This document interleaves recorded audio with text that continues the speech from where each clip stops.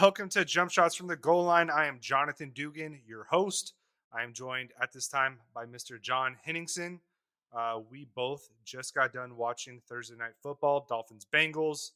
Bengals obviously pulled it out, um, but that's not really the storyline that everybody's going to be talking about, right, Henny? Like, Tua went down for the second straight game. This time it got real and it got real fast. Um, what were your thoughts on what occurred just now? Well, yeah, I think what stinks first of all is that just 2 weeks ago we were really talking about Tua and like the conversation around Tua was going to be like, is he coming back? And like Hmm. they've added the weapons around him. Is he maturing? Is he coming to his own?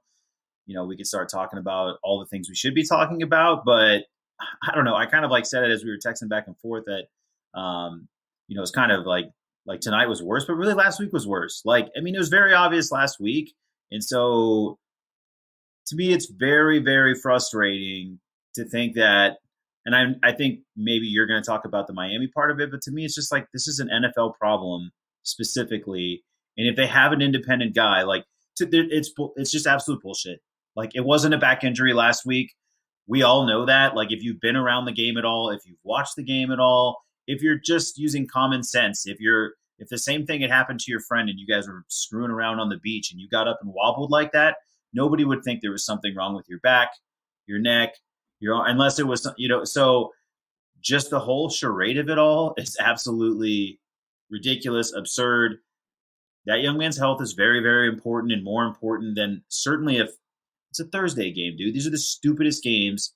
I mean, I could go on a whole rant about just the Thursday game and how stupid that is, but I'm just kind of like pissed and annoyed by the whole thing. It's frustrating to watch. Like it's just generally annoying and sucks. Yeah, dude. It I just feel bad for Tua, right? Because like I was perusing Twitter obviously as it was happening, moments after, and a lot of people um, were blaming the Dolphins for good reason, and then somebody else was like, "Oh, well, it's his decision, right?" Like, but what people need to understand is like these dudes dream of being in the NFL their entire life. And everybody knows like the Wally Pipp story, right? The Tom Brady story. Like, you have your job until you don't.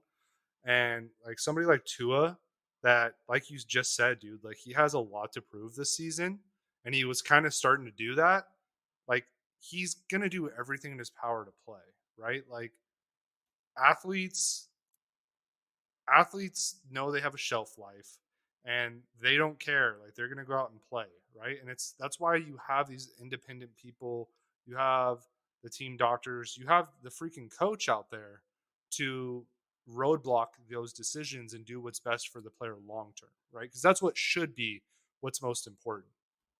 But at the same time, we're dealing with an organization that, good lord, has so much going on right now negatively, whether it's the whole Brian Flores stuff, which is to be determined, right? Like, I'm not taking one side or the other, but it's a pretty shitty situation. And then it's the same team that got draft picks removed because they were recruiting Tom Brady while he was still on the Patriots, right? And like recruiting Sean Payton while he was still a member of the Dolphins. Like, this is an organization that does not give a shit about staying within the lines. Like, they operate in the gray area all the time.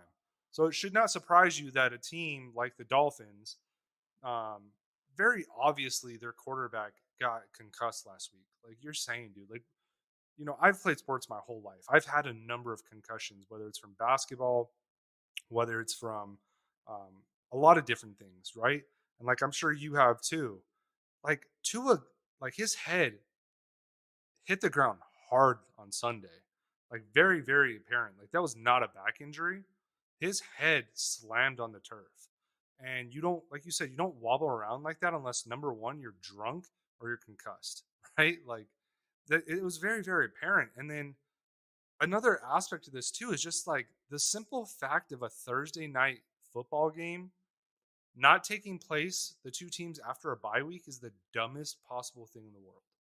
Like, this is the most brutal contact sport that is played on a national level anywhere in the world, right? Like you literally have guys going at each other like freight trains, hitting each other constantly.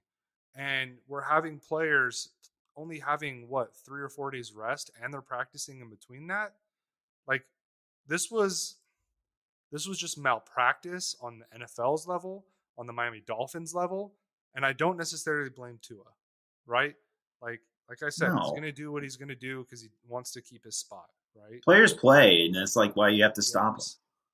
But having obvious concussion symptoms on Sunday and then turning around and throwing this guy out to the Wolves on a Thursday night football game is malpractice on both levels, right? And you just got to really, really hope and pray that going forward, there's not any long term effects, right? Because those, what are they called? Secondary impact concussions. Yeah, Those are the widowmakers, right? Those are the ones that guys don't come back from. I sent you a tweet earlier today, or not earlier today, but earlier tonight. A dude that used to play for the Chargers, a lineman. yeah, I can't even remember his name. yeah. He I'll got pull a it up. Go ahead. concussion. Yeah, he got a concussion. Literally went on the freaking team plane, like how they're doing with Tua tonight. And dude, he almost died. Like he never got to play again, you know? And it's insane to me that like that's a thing. So I don't know, man. You know, Chris Dealman, that's who it was. I'm sorry. Yeah, it was. Chris, I was gonna yeah, say it was Dealman, and yeah, and he never played again. So I mean, but I mean, yeah, it's unbelievable, man. It's just it is really, and honestly, like this is not. I'm not. I mean, I'll just kind of put it out like we're like kind of where I stand on this. Like these players make the decision to play like a dangerous game. So like the fact that concussions happen, like I mean, that's part of the deal. Like that's kind of something that you have to accept when you sign up to play Sundays. But the league doing like and like things like we fixed the kick, like they're trying to do things and like yeah, sure, credit for some of the things that they've done, and I think it's a lot of it's really quarterback play, but they have done a lot to change the way players tackle, and there is a dramatic change in that. But like when it comes to the money grab, they can't let go of the drug that is Thursday night, and then yeah, to just top it off with like I mean, malpractice. Like that's really the best word for this. And like again, I don't spend a lot of time like worrying about player safety. Like one, I don't want to. I enjoy the game. I like it. Two, I really do think like the players make a conscious choice to like try to change families' lives. And granted, not all of that's taken care of. And this probably like goes back to why I sit on like the why aren't all these guys getting guaranteed money, blah, blah, blah. And like we can have a whole nother conversation about that. But just as plain and simple as it gets, this like was a failure. Like this was just clear as it gets, a failure. And I'm just really hoping he's okay. Which certainly can work out. Like he can be okay. This like could be a disaster like avoided and they can get lucky and he might be all right. But I guess like if all that works out, then like I'm kind of glad it's putting a spotlight back on this of like how stupid this is that they have him come back Thursday and even give him this and like and to your point about the Dolphins, like this is the easiest one you're gonna get. Like how easy is it just to be like, you know what, it's a Thursday night, there's no need to rush him back. They have Teddy Bridgewater too. Like this is not a problem. They're 3-0. They have Bridgewater. Bridgewater's fine. He's capable. And like, yeah, does it suck to lose tonight or whatever? Sure. But like it had, probably little to do with the injury, frankly. I just think it was kind of one of those things where the Bengals came ready to play at home. They and it was the Dolphins' time. But dude, it's just a frustrating one all around. It just feels so super avoidable and so stupid and ignorant. Like choice after choice. yeah, dude. And you said it right. Like concussions are going to happen in honestly any sport, but like especially football. But it's like it's the secondary ones like that we're talking about tonight. You're completely right. Completely avoidable. Really, like we're so early in the season too. Like why risk it? Right? We're not playing for a playoff spot. We're not like you're 3-0. You're number one in the AFC. Number one in the Dude, if NFL. it was just hamstring, they probably wouldn't have played it. That's the stupidest. That's like Yeah. what's going to drive. You know what I mean? That's what's going to drive you crazy. How often do Yes. we see guys shut down from an ankle sprain on Thursday night? They're like, Thursday, just too soon. Let's play it safe. Hate to have it be 4-6. A guy's head, and they're like, roll the dice. Yeah, dude, and it's insane too because it's the most important muscle or organ, whatever you want to call it, in our freaking body, and like it's treated like it's just like it's like you're cramping up, dude. It's crazy, man. Like it is absolutely crazy. And it sucks too, right? From like a truly selfish standpoint, we got robbed of a really good game, right? Like you said, the Bengals came ready to play tonight. They looked good. They looked really good in those uniforms, by the way. Those are slick as shit. Burrow looked good, and it would have been fine by me if Tua didn't play. Like if you would have let Bridgewater start, he played well, dude. He had like 180 yards after he came in. Like he played well. By the way, that was not an interception. It hit the ground. I I promise you. But like, The league misses those calls all the time, which is also yes. unbelievable. Like But they're like just like, this oops. this didn't have to be part of the narrative tonight. You know what I mean? Because like Oh, you're saying, dude, 100%. Yeah. Bridgewater's like probably one of the more capable backups in the league. Dude was starting in Denver last year. He was good in Minnesota before he annihilated his, I think it was his knee or whatever. Like he's not bad, and like it was just so avoidable. It was just so rushed, and it was so Miami just trying to continue all the spotlight that they were getting on themselves, and God forbid that they don't play their quarterback for a game. Like, man, just completely avoidable. It was sad for sure. Yeah. And you're right. Like, I mean, that's what is what's terrible too is like, the league's greed like ends up biting him, it's just so stupid. It's just like, because you're right. It was a good game tonight. It would have been a fine game. No one even really has high expectation for Thursday nights. Like, if it's a competitive game, normally we're like, all right, thanks, you're trying. Like, it's fine. You gave us, we got the Bengals uniforms, good enough for us. Like, although like the white, like I do like the white uniforms. They're obviously very cool, but then I always like kind of laugh at the notion that it's like a white tiger, and then I think of like Siegfried and Roy, and they're like Oh, magic dude, I thought the tigers. same And then thing. it's like, yeah, because like I just picture like some kid who's like 14 with like a white tiger poster on his wall, and I'm like, do you think that's like really cool, or what's going on here? It's kind of a sexual vibe for a 14-year-old's room, but whatever. But yeah, but like, so that's the only thing that kind of throws me off about them. But they did look really nice, and yeah, dude. It was a good game otherwise, and it was really competitive. And I think most people were on the Bengals side tonight. Public. I Yep. mean, I know that's where my money was. Like, just like, hey, I just don't see this like lasting with the Dolphins forever. Not even. I didn't think like going into tonight. I wasn't even really paying attention, to be honest. And I didn't think. I just assumed Tua wasn't going to play, and kind of heard that he might not. And then as the next thing you know, he's then it's the story that we're talking about now.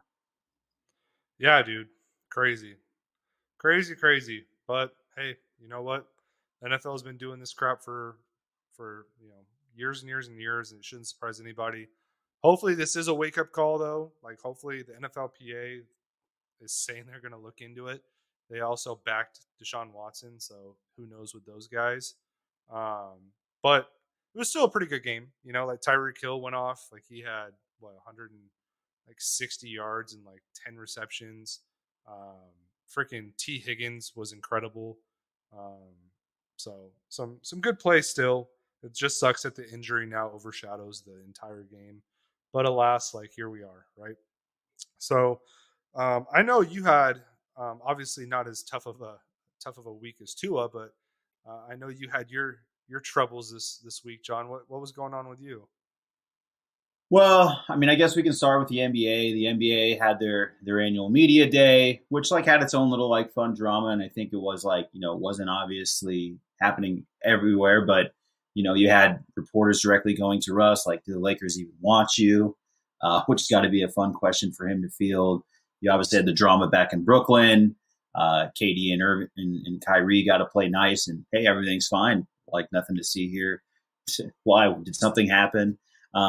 And then there's our Phoenix Suns, and we've talked about Ayton plenty on this podcast.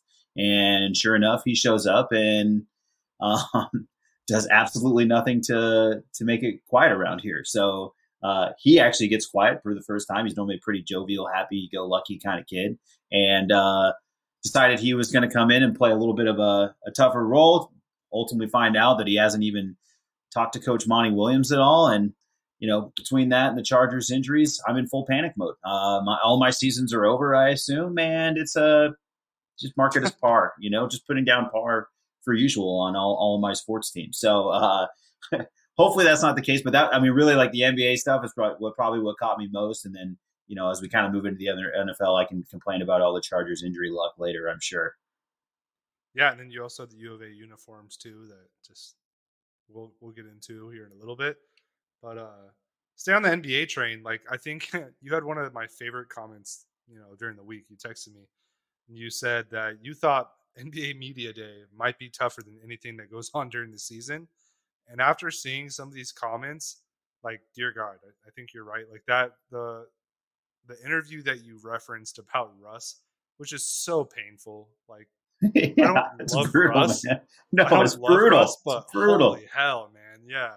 They put the guy up there and they asked him some brutal questions and I'll give him credit, he answered them, He Uh did. he Yeah. he said I guess it doesn't matter. I'm here, and he's Yeah. completely right. He goes back to it's Bill Plaschke, like he's like the LA reporter. Obviously, he's earned a lot of, he's been around a long time, so I guess he's earned the right to ask those kind of questions. But he just looks like about him. He's like, I'm sure like you go to jobs where people don't want you there, and people don't like you, and you got to work there anyways. And Yeah. I guess he's right. I mean, like he's Yeah. not wrong. I'm sure someone at work hates me, and I guess they got to sit next to me sometimes, or whatever the case may be. But dude, NBA Media Day is rough. It was spicy, bro. Did you see is it Markeith or it is Markeith Morris, right? That's in Brooklyn now, I believe. God, I mean, even when we had him on the Suns, then they've been separated ever since, and I'm confused every day since. Probably. Markeith had a great comment though, where he was asked about all of the turmoil that went on during the off season, and he said, "Hey, me and my wife have threatened to split up numerous times, and we just take a little break from each other and we're fine." And I was like, "Dude, why is this dude talking about his marriage troubles when it comes to Kevin Durant and Kyrie Irving?" Like, just it's not surprising because, like you said, when he was in Phoenix, he was an oddball, but They're like, both man, odd, and it is Markeith, by the way. You're correct.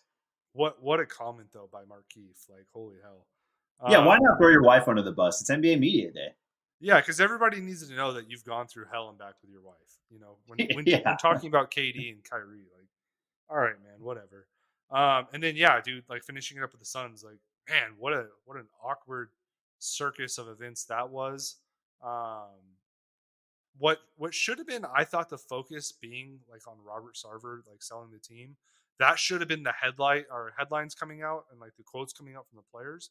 But instead it was just like DeAndre Ayton being like a wet towel in the corner, talking about, that yeah, the deal got done, whatever. And it's like, dude, you just got generational wealth and got paid and like you don't care. And then it comes out that him and Monty haven't talked all summer since the incident in Game 7 against the Mavs, and like then you also have DeAndre Ayton talking about that he thinks that Sarver didn't want to pay him, and it's like, what are we doing?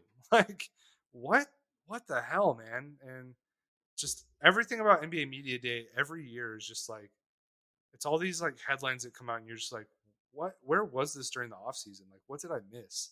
Because it almost like it turns up like to 10 just for one day, where it's all these little things that you kind of hear about during the off season, but then they just get amplified. And it's incredible. I think you hit it spot on earlier in the week when you said, hey, I think this might be tougher than anything that they deal with during the season.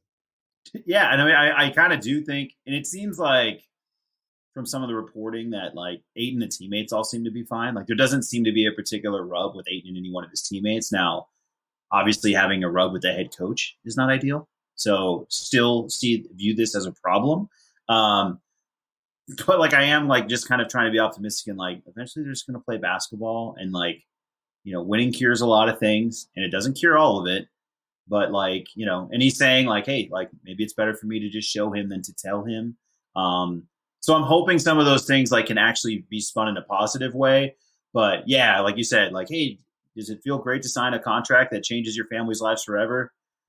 I guess is not really exactly what you're looking for. So I mean, and we've all been in like, I guess go back to the Russ comment, right? We've all been in workplaces where maybe there's a rub with somebody, they're fighting for something that they want, they get what they want. And then like, you still have all the same conflict and there was no resolution. Like that's not ideal. So, man, I hope it's not a big deal. I'm hoping like we can just like move things along.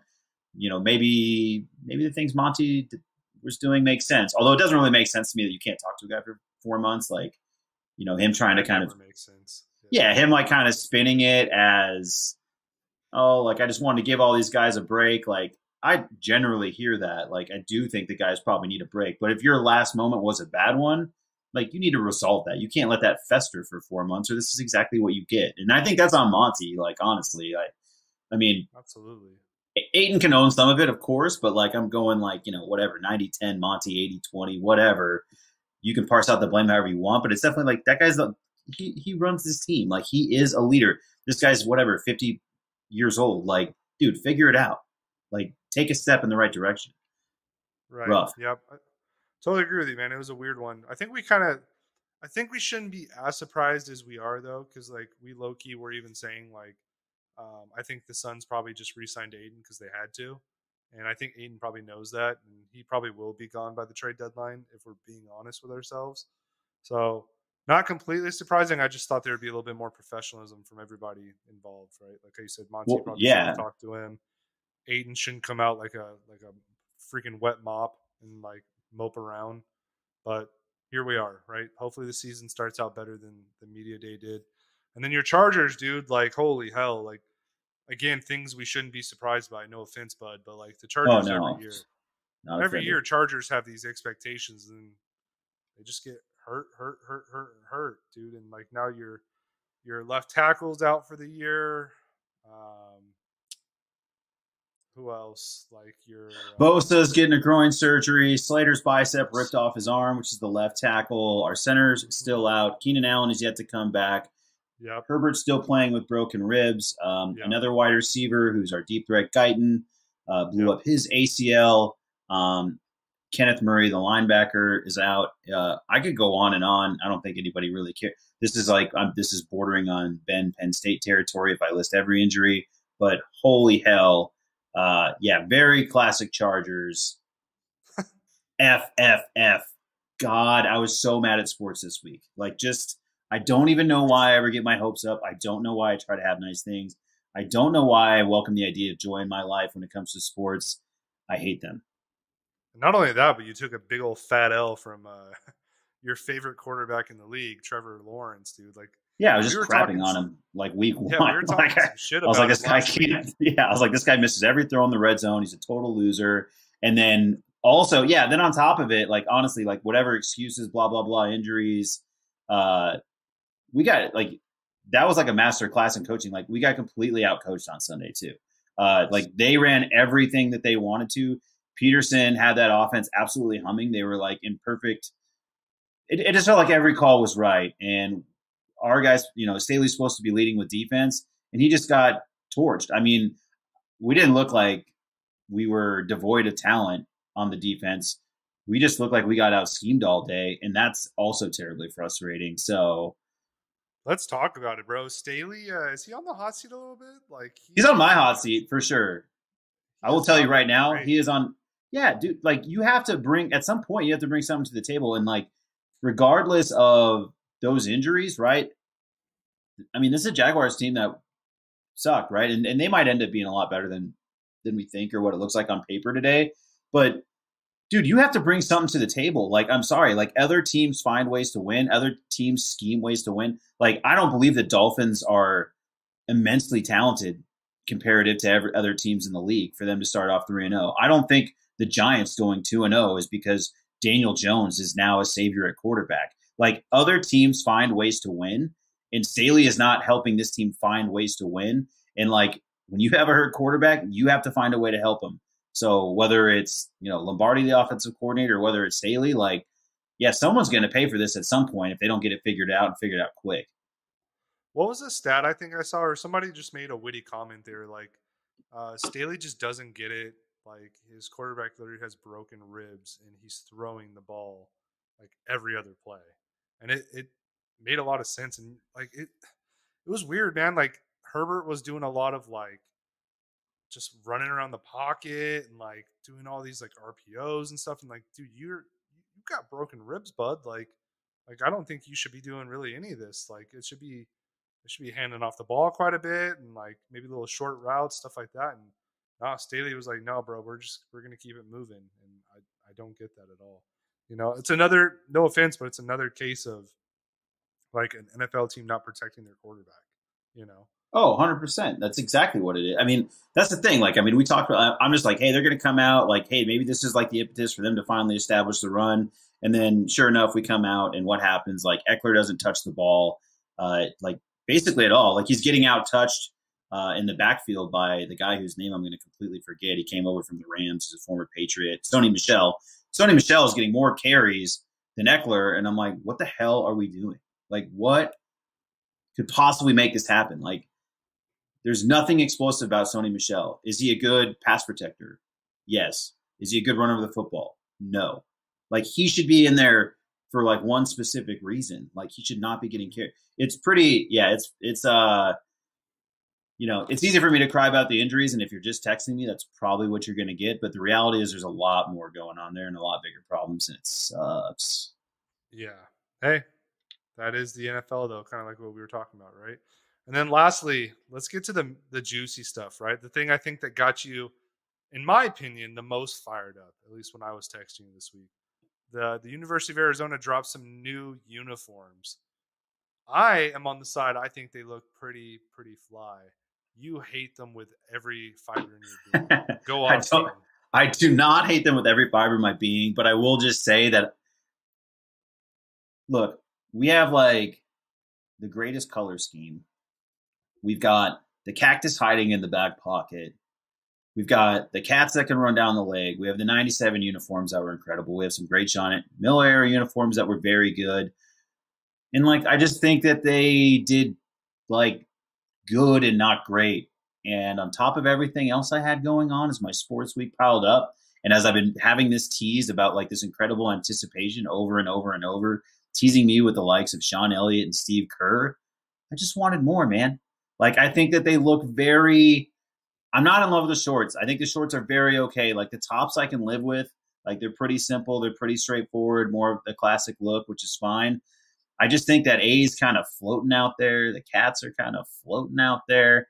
Kind of went away from some classic things. They did sneak some like really nice details in, but you're not going to see those when you're on TV. So I beg of you, University of Arizona, please slap that cactus back on the goddamn court or I'm going to lose my shit. Dude, maybe I just haven't been a Cats fan as long as you, because obviously you've been, a Cats fan probably like, I would say 10 years more than I have. And the whole like the vertical cats thing doesn't bother me. The A did seem kind of like a little too big. And like, I do get what you're saying, like kind of floating around, but dude, like the whole jersey in itself, I'm a big fan of like simplistic design. Like I love the freaking football uniforms that we have, right? Like the U of A football uniforms are incredible. And like for us to come with the basketball jerseys and like those are also kind of simplistic and kind of like a throwback to our roots. Like I like that. Now the font of the Arizona, I didn't catch that until you and our friend Matt like brought it up, but I don't think it looks bad. I do kind of see the Gonzaga like semblance, but like to me, I don't really care. I just think they're a clean jersey. Yeah, I think it's just like, I mean, honestly, I mean, truly, like, because I know I did pop off on the text. I know it's like partially like, God, this is like seems so simple to do these perfect, and I know if you just gave me and my boys like 6 hours, honestly, we could have this all figured out. And it does bother me that there's a little bit of like a Zags vibe at all, because I'm already kind of annoyed by the whole, like, I'm still not totally sold on this Tommy Lloyd thing. I'm just going to be honest. Like, I'm just going to throw it out there. Like, Cats fans aren't going to love to hear that because everybody's hook, line, and sinker. Like, oh my God, he made a Sweet 16. God, I wish Sean Miller could have made Sweet 16. No, frickin' everybody makes Sweet 16s. It's not a big deal. With frickin' University of Arizona, of course. And then, like, I'm out there recruiting, and he's only bringing in guys from Europe, and I just want to see some big name talent, some freaking American wings, so we can go back to greatness. And like, look, man, this is the one program that I have that I really, truly expect to hold to the highest standard. And so that's what my expectation is. Nothing short of greatness. This isn't the Chargers, okay? They can dick around all they want, all right? That's fine. The Suns, sure. The Suns are going to be real tryhards and then rip my heart out the end. Fine, I've accepted that. The freaking Wildcats, Arizona basketball team, are held to a different standard. The uniform should be perfect. Tommy, freaking go get it and make this right. I just like if he wins in these damn things, will be the best uniforms I've ever seen in my life, and all will be forgotten. And honestly, I think they're going to be fine and they'll grow on me and whatever. But they're still better than the last ones. I will say that too. They're better than, like, I didn't like the gradient look. I'm like really glad we're moving off Anything of is that. better than Yeah, so anything like is better than gradient. so I don't want to like get too carried away with it, but I just also want people to know that like the standard is set like as far as my arm can reach. Like it is, and as you know, that's not very far. But if you picked me up, Dugan, I would reach as far as I could into this. I mean, that's just where I see this program. So I just want more. I just want more, and I'm nervous, and it's all coming out. You're definitely probably the biggest Cats fan I know. So like, kudos to you. I don't know, man. I think they're pretty fly. Apparently, we're getting a red jersey too, so that'll be cool. But speaking of classic jerseys that look really good, we are joined by Mr. Penn State himself. Mr. Ben Crownover is on the pod again. He had some personal matters to attend to, but he's here now. Ben, can you hear us? I can. How you guys doing? Wow, Ben, we're so happy you're here. This worked out Well, perfectly. welcome. Wow, wow. Lay a fluid on, Charlie. Ben's like, is this just like a therapy session for John, or what's going on? I came in and you were getting into it, man. I'm Radiance I'm sweating. I believe it. You sounded sweaty. You sounded sweaty. So Listen, dude. man. John's had a tough week sports wise, and we just had to let him blow off some steam real quick. That's all, So Hell yeah, I love that. yep, awesome. So hey, Ben, we haven't even gotten into picks yet, so it actually works perfectly Whoa. that you're here right on time because we have some college football this weekend, don't we, bud? We definitely do. And I need to redeem myself because as soon as I come on this podcast and I tell everybody I hit 80%, I have a 30% week, which is brutal. I regress towards the mean quite a bit, but we got a pretty good slate. You want me to dive into them, or what are you thinking? That's what I'm thinking, bro. And hey, by the way, don't beat yourself up, okay, dude? Like it's a game of averages. You went shit hot for 2 weeks. You were due a stinker of a week, okay? We'll forgive you, but we got to get you back up to at least 60% this week. Our audience deserves it. Yes, they definitely do. And my goal will always be to be slightly above 57%. So, um, I have quite a few picks, as I'm sure everybody would expect at this point. No But surprise there. I'm actually kind of Pac-12 heavy this week. Honestly, Oh, I well, got you're on the a right lot. podcast, pal. Oh I man, got a lot. he's out there trying to lure him back. He's like we can pick off a couple more. I'll just get these picks out. Greedy Big Ten, those greedy Big Ten. Yeah, dude. I don't know, man. Something about the Pac-12 matchups this week just looked really appealing to me. Hell yeah. Washington. Woo! Washington against the spread versus Okay. UCLA, man. I hated on Michael Penix 2 weeks ago. They were one of my few bets that cashed last week. They're good. They're really good. And I know that UCLA hasn't really done anything yet. They're undefeated, but if you get a spread at -3.5 for that? I know they're on the road. I really like Washington -3.5 this week. I like it, dude. Like I was gonna say, I don't think we've been more wrong about something than Michael Penix Jr., dude. Like that dude, he's taken off, and I think we should have probably known because I think I mentioned it when we were doing, might have done it when we were doing our Pac-12 preview, John, or I might have done it just week one with Ben when he came on. But the head coach of Washington was actually his offensive coordinator at Indiana before he went to Fresno. Um, and like this is an air raid offense, right? Where they're going to throw the ball all over, and like the dude is just he's doing great in it, right? And this was a team too. Like Washington's recruited really well for like the last like few years, and then Jimmy Lake just like lost control of the team, and now they have a competent coach in there. Like it should be no surprise that these guys are playing well, right? They have a lot of weapons. Like we've talked about it a lot. That Seattle puts out football players. Like the city of Seattle really does. Um, and I like that pick, Ben. UCLA's got some talent too, but they've looked a little suspect as Chip Kelly's teams frequently do. And I like Washington, dude. -3 is not a bad pick. And looks like you might be able to grab it as low as -2.5 right now, which makes it even juicier. And one thing I just want to say about this, and then I'm just going to get out of the way. The Washington crowd, and this is at UCLA, so it's kind of random, but that Washington crowd, when it's going, by the way, it's a reminder of like why that team was like a national power and a national champion at some point.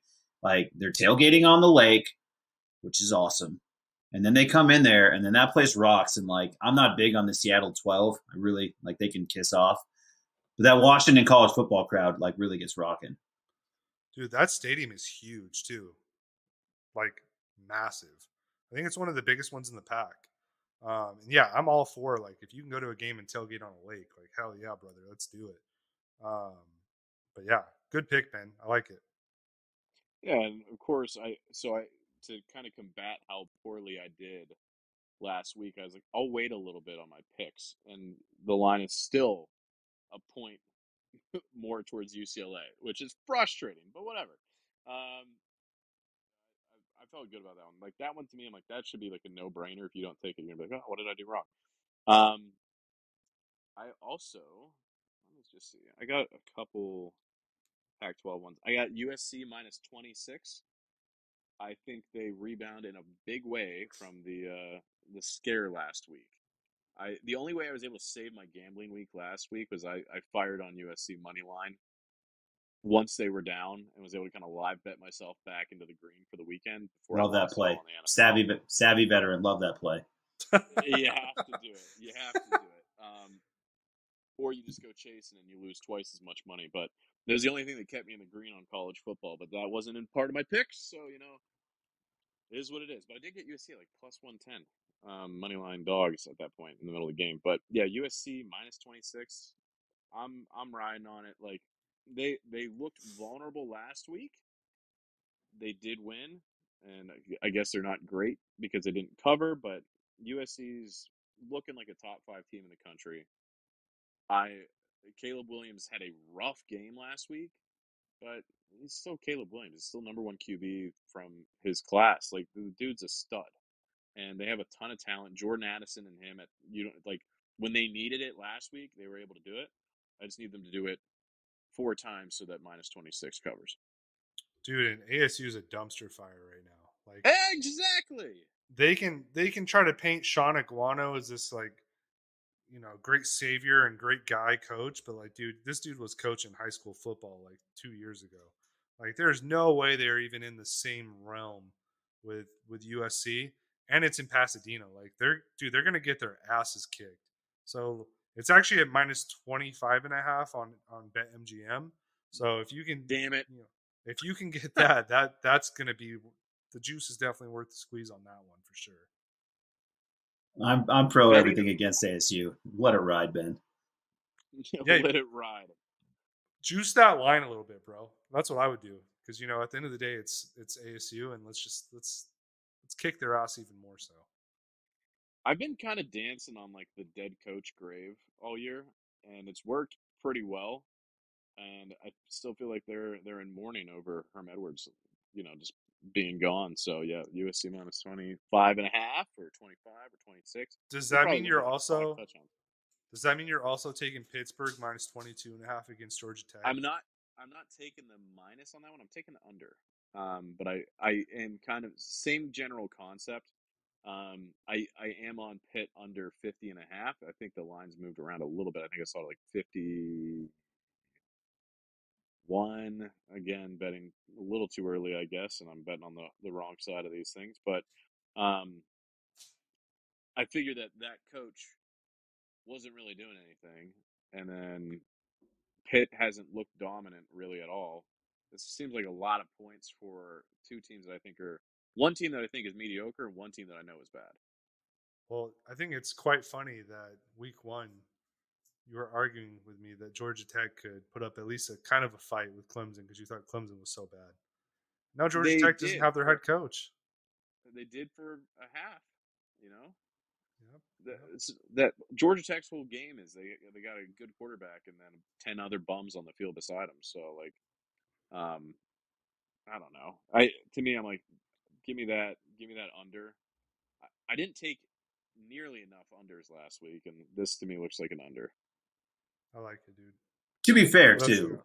like a vote against Clemson isn't exactly a vote of confidence for Georgia Tech. I don't think Ben was saying ride this horse we call Georgia Tech all year long. So, but Yeah, that was I get what you're saying here, but half. yeah, I was like, I get where you're going here, Dugan, but also I don't think he was really like, those engineers.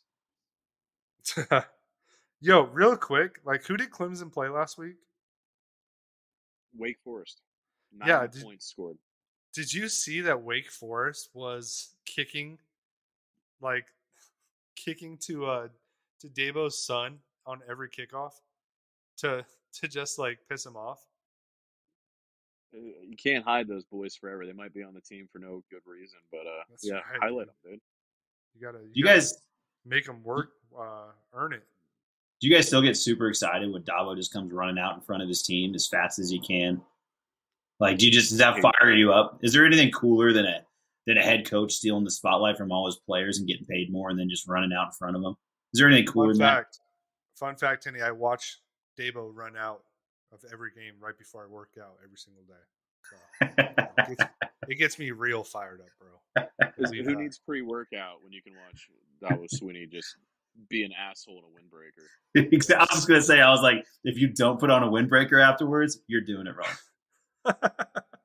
What else you got, Ben? Yeah, I mean, if we're sticking on the Pac-12 slate here, I got Oregon over 62.5. I know Okay. that spread kind of looks juicy. Stanford has a horrible defense, and Bo Nix seems to have figured his life out a little bit. Like, I'm rooting for points in that one, dude. Oregon doesn't really seem to be able to stop many people, and Dude, whether it's Bo Nix throwing a pick six in the red zone like twice, like that over should hit. Stanford's bad though, man. Tanner They McKee. are. Tanner McKee was supposed to be like a dark horse, like big quarterback prospect this year, and he has not been good. He doesn't have anything around him, so maybe it's not really him, but holy hell. 62.5 is a lot of points. I guess you just kind of have to hope that Oregon curb stomps the hell out of Stanford. Well, they Stanford just lost Emmett Smith's son though, too, like for the year. that's okay. Next man up, you know. He was killing it, man. He was like their only good player this year. So I don't know. That Well, you know what? I get it. I was gonna say, what's hard though is like we talked about this like a week ago. We're like now we're back into conference play, and things got weird last week, which like Oh, which is why Ben, like, I'm not surprised. Like, I mean, obviously, I wasn't rooting against you, and honestly, I didn't even follow along to know exactly what your numbers were. But like, I just know thinking like last week, I was like, dude, this conference play, and then all of a sudden, it just gets weird because it gets like it's the same problem you get in the NFL, where all of a sudden, like, when it's Chargers Chiefs, it's just different. And no matter what you think about that game, like, it ends up closer than you think. You might think the Chiefs are light years better, like, it ends up close. Like Ravens Steelers, like, it's a closer game than it should be. What like it's Mitchell Trubisky? Why would the Steelers be in this game still? Like it just becomes that same thing where like certain matchups always work a certain way, and it's almost like better to just know the history of it or something. It gets tricky. Yep. well, last year Stanford beat Oregon, and maybe you take the spread on that one. But I figure Oregon should be able to drop at least 45, and then I just I need 17 from Stanford. They should be able to do 17. Maybe. Seems reasonable. Yeah, let a Maybe, man yeah. dream. Let a man dream. Yeah. But I got one other Pac-12 game, and Washington State -4. I am a big. Oh no, I got another one too. Washington State -4. I don't even remember who they play, but I've been impressed by them this year. Um, they kind of took Oregon to the wire last week, and Oregon does not look like the same team that got absolutely crushed. Week one, and I'm like, Washington State beat Wisconsin, like I don't know, -4. Give me a little spread like that. They're playing Cal. Oh yeah. Washington State -4. Let's do it.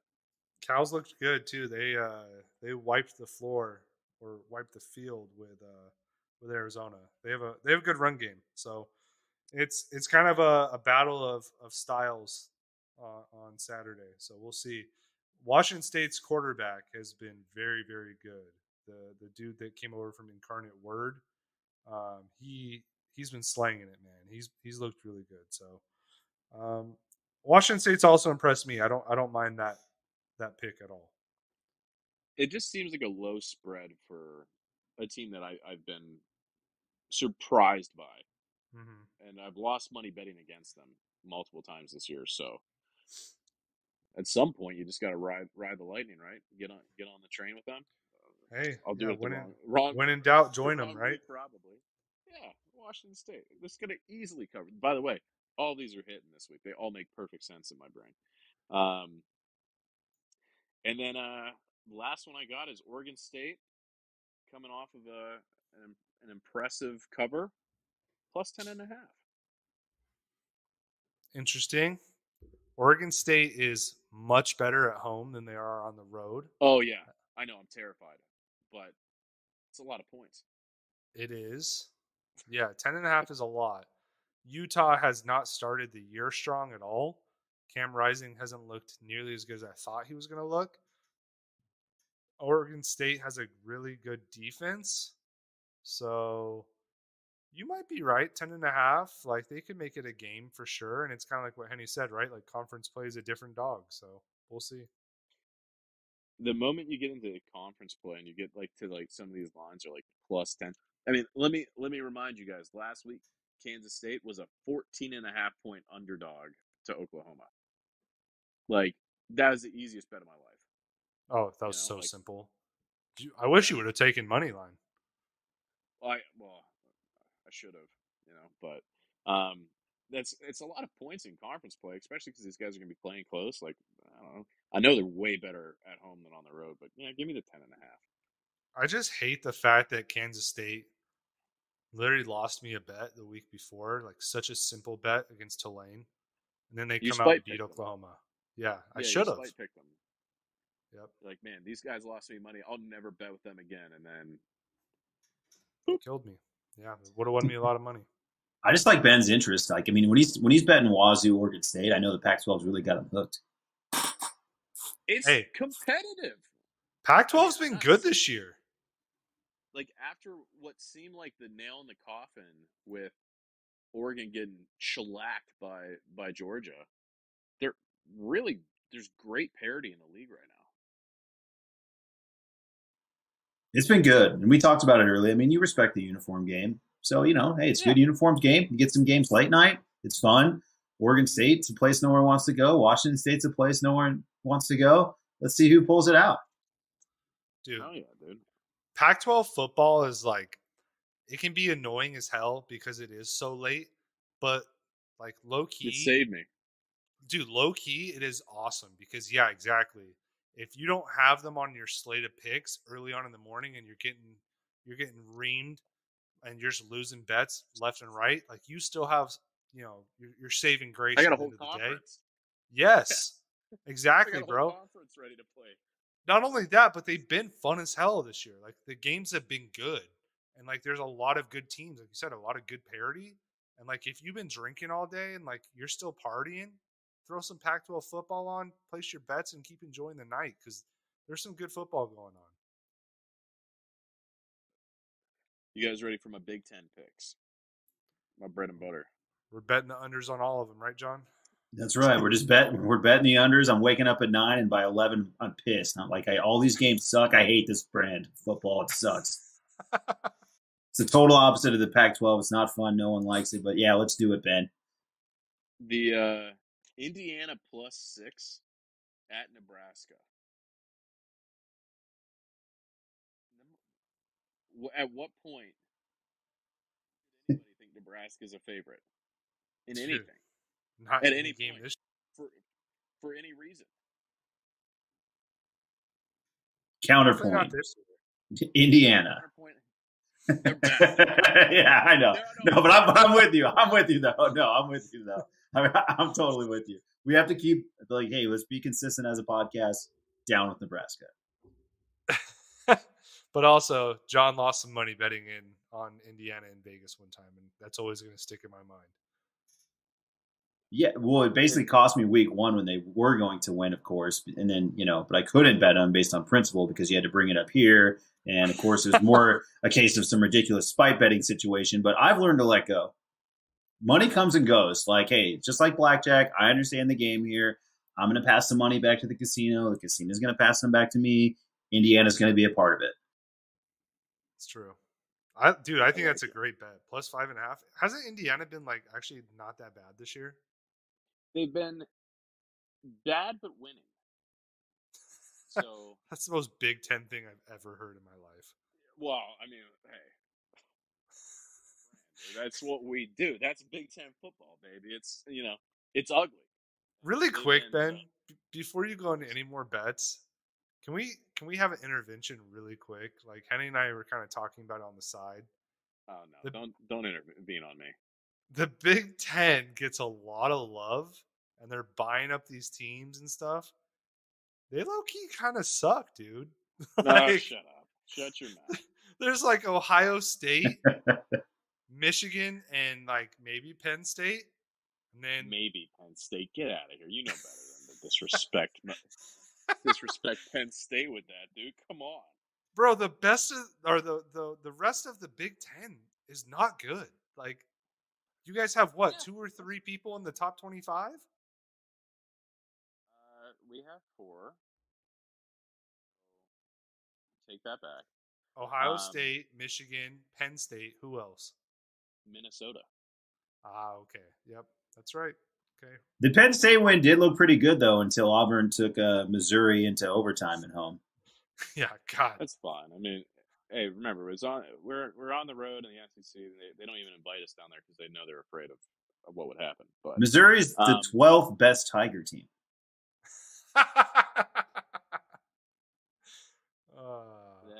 Yeah, I can see that. We'll do. Don't do the math out loud, but trust me, in your head, count it out. In my head, I'm like, Memphis. Yeah, Memphis is better. I'm like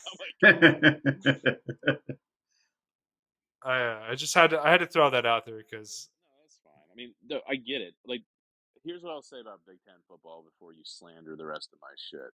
Like, it's like watching Ravens Steelers. It's a tough win. It's not flashy. You don't have the athletes. You just have giant farm boys. Like, it's awesome. It's awesome. It's the opposite of the Ravens this year, but that's fine. I get what you're saying. Ye olden Ravens, like just like the 9-6 wins are gorgeous to watch. But no, I get it. I hear you, and I understand. It's not for everybody. This is an acquired taste. Yeah, we're from Tucson. We love a flashy brand of football. You get it. Yeah, high octane, bro. And once Todd Graham, he was at ASU. Oh yeah, he was left lane. Yeah, you almost went left lane hammered down. Left lane hammered down. Left lane hammered down. What a loser. He was a bum at Pitt too, man. He was a stupid idiot. All right, yeah. All right, keep going. Pitt, yeah, my bad. Ohio State under 60. I think Ohio State will drop 57, and then you'll be shitting your pants hoping Rutgers doesn't kick a field goal. Dude, this spread is insane. Plus 39.5. It opened at 41. People are starting to, wise up. Rutgers is that bad this year? They can't score. Their offense is an issue. They can't score. Yeah. I anticipated a better offense from them this year, but yeah, Ohio State under 60, take it, print it, free money. Yeah, Iowa East, Rutgers, under 57.5 now. Oh, see, there we go. I picked one right. There we go. Let's go, Ben. Back on the horse. You know that we've reached peak like hilarity when Ben if you want, the third person. No, I like that though. I mean, I get it. It's those little victories, man. Hey, he's coming off a rough week, man. Like, let's ease him back into it. Let him have it. Hey, it's good, Ben. Get back on Look, the Ben, horse, man. we're here for you, buddy. Well, Come on, we're here for you. well, perfect example is so I took Kansas last week at plus 8.5 or minus 8.5.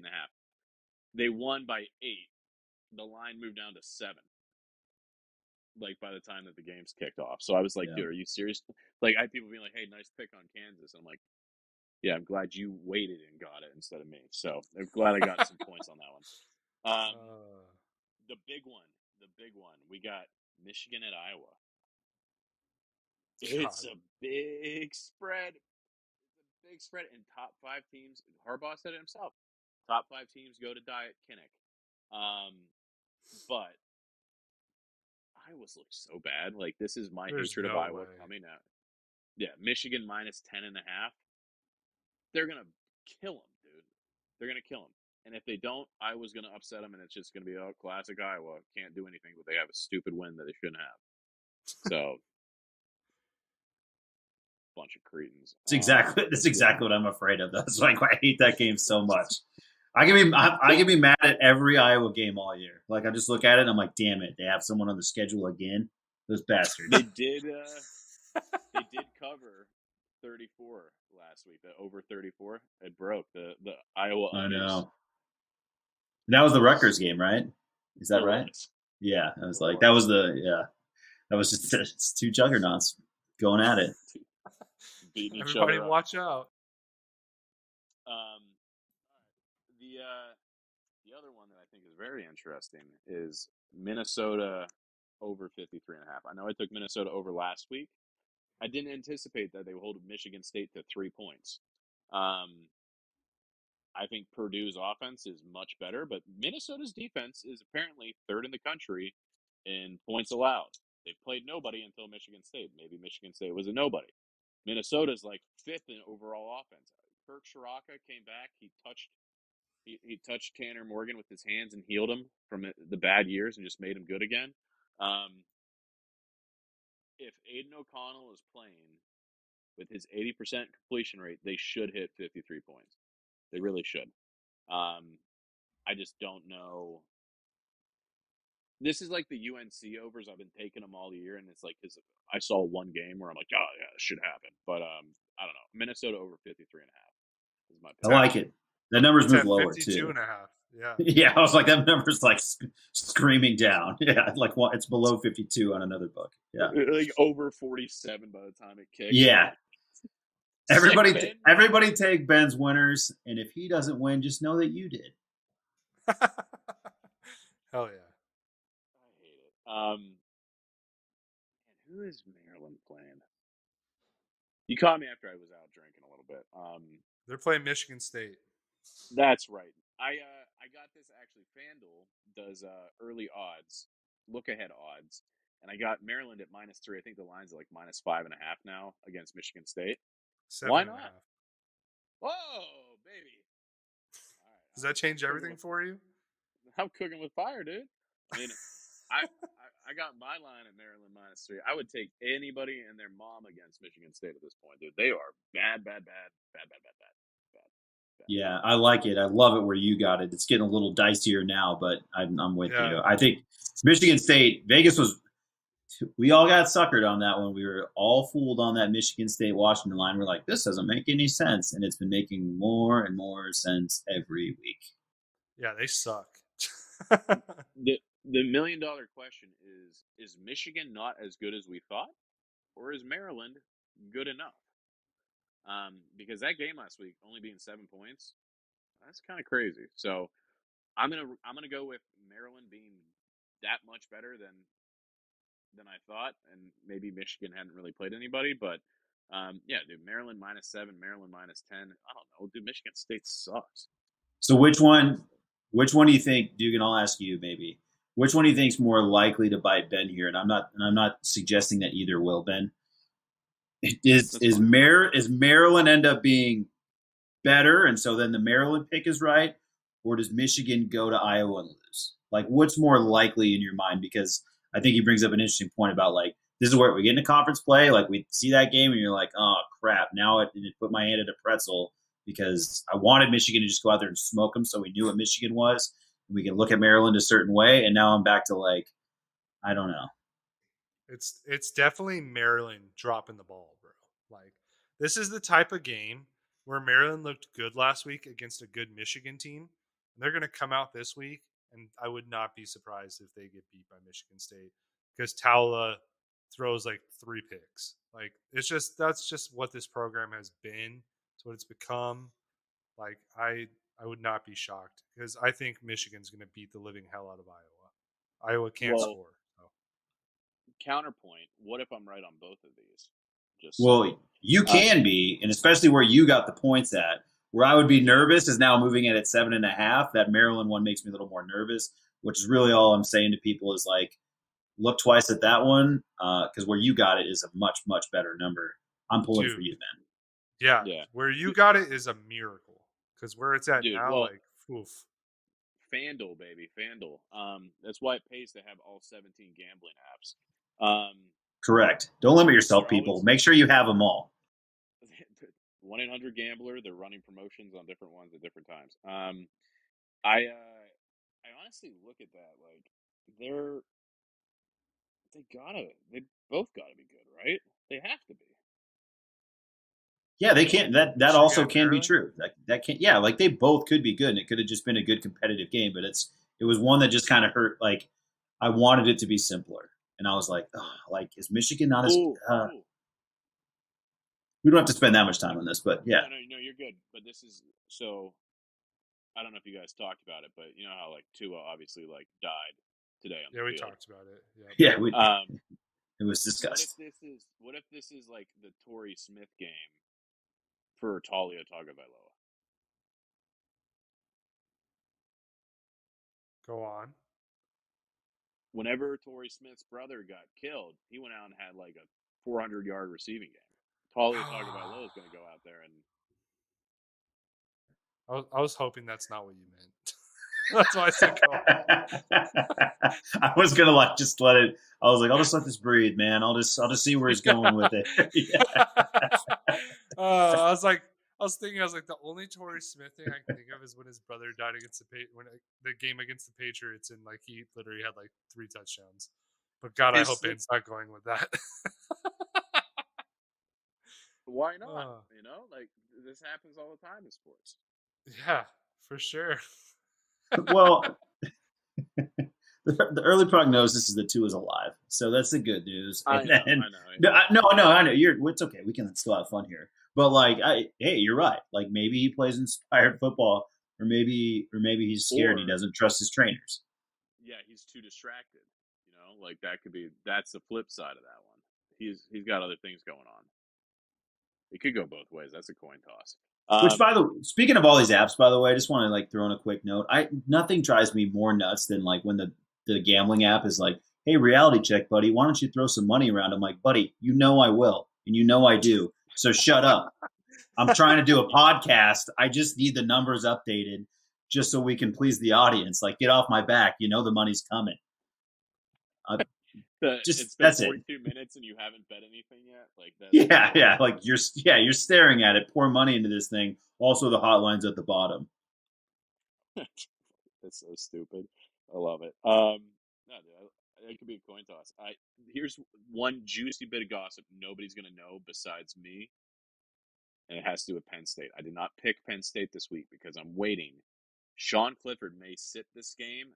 5-star freshman quarterback Drew Allar may be starting.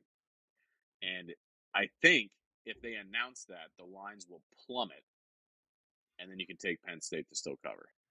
You know what's funny is we talked about being Wally pipped earlier in the episode. This could definitely be a Wally Pipp situation. Yeah. Drew Allar's good. He's amazing. He's amazing. And like you give him a whole game, dude, they're going to win by 95. No bias at all. You know what's crazy? We're like an hour into this thing too, and like Judge hit like 1 million home runs or whatever. No one cares. Not a soul. While you're Wally pipping, it just reminded me. I was like, oh yeah, they play baseball. I mean, Aaron Judge giving that 61st home run to his mom, sweet moment, but like, does she ever sell that? You think? Yes, absolutely. I mean, Like, yeah, like, dude, that guy's big. He owes her. Like he came out of her. yeah, Bro, unless he's giving her like $1 million a year, like she's got to sell that thing, right? Like, my forget putting my that on the mantle. my favorite thing too, this Saturday was when we had all the games going on, and everybody was just like hating on Twitter, like if ESPN shows another Judge strikeout while I'm trying to watch this freaking game, I'm gonna lose it. I was like, this is why I love America. Like nobody cares Yeah. about Aaron Judge. No, Show me Tulane. dude, You and know, it's like even it's such regional cover. It's like, oh, dude, he's going after the Yankee record. I'm like, dude, I watched Bonds hit 1,000 home runs. Don't, dude, wake me up when he hits 80. That yes, 61, I don't care. I'm like, he beat Barry Pepper. Who cares? yes. Anyway, that's been baseball talk. Back to sports that people care about. Um, let's dive into a few of these other ones here real quick. Um, so I'll give you guys. I got 5 of these early lines, and some of them moved, some of them didn't move at all. Um, I got Georgia at minus 28.5. Big rebound week. I just imagine that they're going to get like killed in practice. Almost, losing. Not really. They were up on Kent State, but by 19. But like, give me Georgia minus 28.5. They've been cover machines up until the Golden Flashes ruined everything last week. So That I was a got weird game. Georgia minus. That was weird. It was a weird weekend, man. It was all weird. Like everything was kind of killing me. That one didn't move at all, but like, yeah, just give me Georgia back in the saddle. They're going to cover. I got LSU minus 5.5. I'm pretty sure that line moved towards It's all the 8. way up to minus 8.5 now. Yep, dude, hell yeah. Some of these early lines, I was like, "Are you kidding me? I know this line's gonna move." So I got that at minus 5.5. Kansas line did not move. I think it's still at plus 3.5. Let me look. Pretty. I think that one is. Um, Hey, reality check, John. You got the Kansas odds, the live odds. plus I'm three. trying to. I was like, yeah, I need to favor Kansas. They really moved up in the pod. Plus three Yeah, against Iowa State. yeah, dude. I mean, Iowa State's like not looked amazing all year, but they got crushed by Baylor. They barely beat Iowa 10-7, lest we forget. Um, I'm gonna ride Kansas until they start losing, dude. Kansas is a wagon. They're unbelievable. Uh, they might be top 5. Who knows? Dude, SI had them in the Sugar Bowl against Alabama in their predictions. Oh God, you know what? Honestly, be all worth it, right? Like if they Oh, make it, it's all worth it dude, I would because rock chalk my ass off, bro. Final score 41-7 Alabama. Like, dude, I mean, seriously. yeah, like it's 41-7 after the first quarter. Alabama rolls out the third stringers, and Kansas goes home. Yeah, It's the Manti Te'o documentary all over again, where Alabama's just destroying another team in a yeah. bowl Exactly. game. Bill Self's Uh, drinking His Coronas on the side. girlfriend didn't exist. yeah. Stupid. And then the last one I have on the SEC side of things, this is the last of the early odds. I don't think this one's moved either. Is Kentucky plus 3.5. If you're the number 7 team in the country, you Kentucky got plus Will 7. Levis. Yeah, I got fucked on that one. Whatever. I hate my life. The juxtaposition of you talking about how these early odds are awesome and you're killing it, and then all of a sudden you're like, Jesus. I see plus 6.5. So Yeah, maybe, BetMGM maybe has them at plus 7. okay. you know the apps. That's All easy right, well, money whatever. right there. I like Kentucky, man. They're good. Will Levis, Penn State's true quarterback. I don't care if it's +1. I like Kentucky. Um, and then I have a few other degenerate picks, and when we're going small schools here, I'm big on SMU. SMU should have won last week if their defense could have stopped anything. Um, give me SMU against the spread though this time, plus 3.5. And then Old Dominion, you guys know I've been all big on Old Dominion. I got killed by the half point last week. They won by 3. The line was 3.5. The over was 62.5, and they scored 62. Give me Old Dominion over 42 points against Liberty. Up to That's 42 so and a half low. now. Hey, there we go. I bet the right side of it. Give me the degenerate schools. I love San Diego State +6 as well. I'm just taking the little guys. The little guys. Oh yeah, plus 6. I like your I just like your commitment to some of these teams. I love that you're just all in with Kansas, all in on Old Dominion. I love the commitment. Yeah, dude. I mean, it's a what have you done for me lately thing, and until I lose twice, and then you're dead to me. Well, you've been hot with these teams. Like if you won like 3 out of 4, so like I'm with you on like there's no reason like just because they burned you one time, and you're talking about like like it's half a point with Old Dominion. I mean, right? You're on the right side of you're right there. So I'm with you. Yeah, I got 3 other picks left, and none of them are particularly sexy. But Oklahoma won't lose to 2 purple teams back-to-back weeks.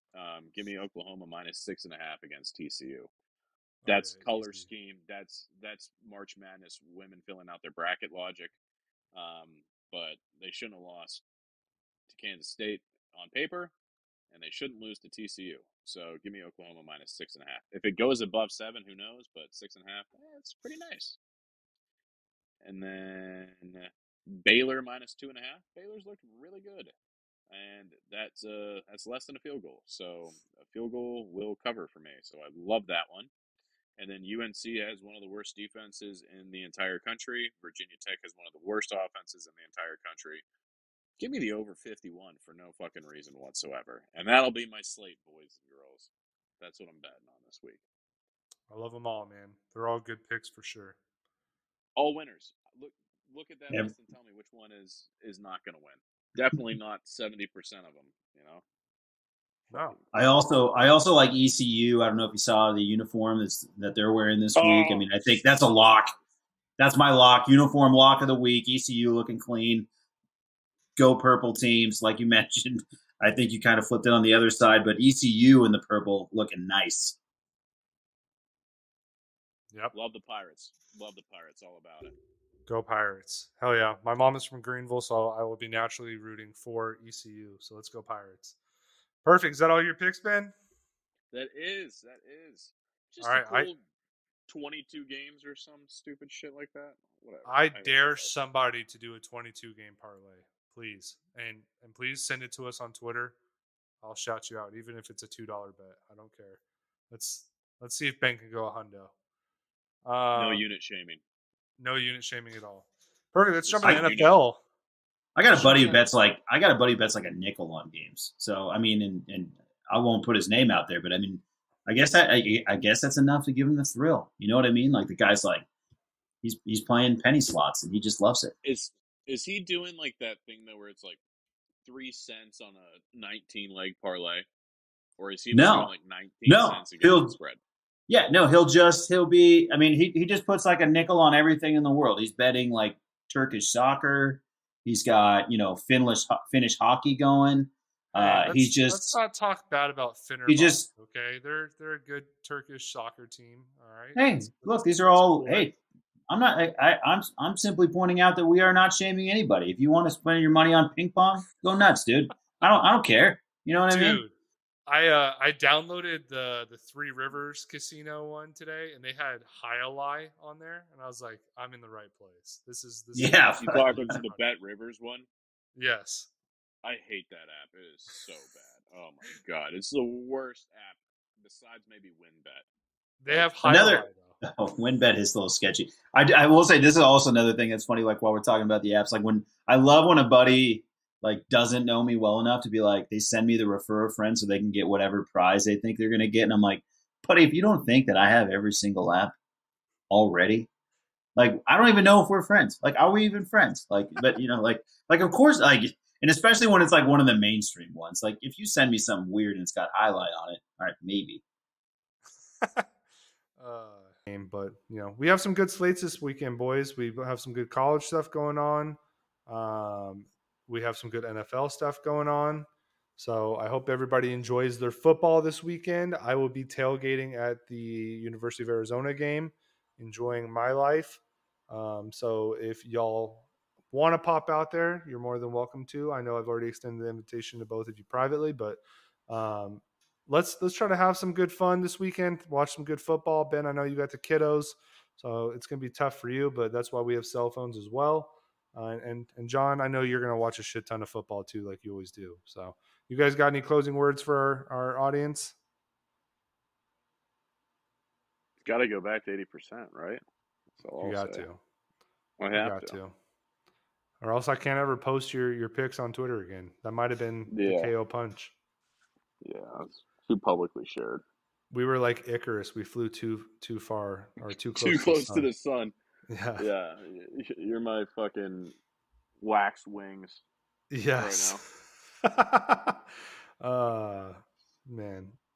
Going Greek. That means bet Jimmy G. Oh man, Gotta even do though it. he's Italian. I like it. Dang it. Dang Oh it. man, we almost had it there. We almost went full smooth break. Looked Greek to me. Dang You know it. what? Hey, I think that's actually it's a little bit smoother if you don't even know like what you're betting on. that actually might The be. less you know, the more you know. Perfect. All right, bet Jimmy. No, I got nothing. I'm just glad we snuck in baseball this week. Way to go, Aaron Judge. Yeah, good job, Aaron. We're proud of you. Hopefully, Henny. Which, by the way, actually, go ahead. Ohtani, right? Like that's the real MVP. Like the guy's like winning baseball games, pitching and hitting home runs. I guarantee you. And then we're just gonna vote for Aaron. Yeah, Judge I guarantee you he will up. not get it. Yeah, I guarantee it's gonna be Judge, and it's gonna be hilarious. It's gonna be the most New York biased thing ever. So awesome. Well, Henny, I hope you have a better sports week, my man, and our audience. Please like, share, and subscribe to this podcast. Again, it means the world to us. It helps us grow this podcast, and that's all we want to do with this. We want to reach more people, have more engagement, talk to you guys. Hit us up on Twitter, hit us up on Instagram, hit us up on Facebook. We are there to talk to you. So again, share the podcast. I hope you guys enjoyed it. If you did, please leave a rating, and we will talk to you next week. Bye.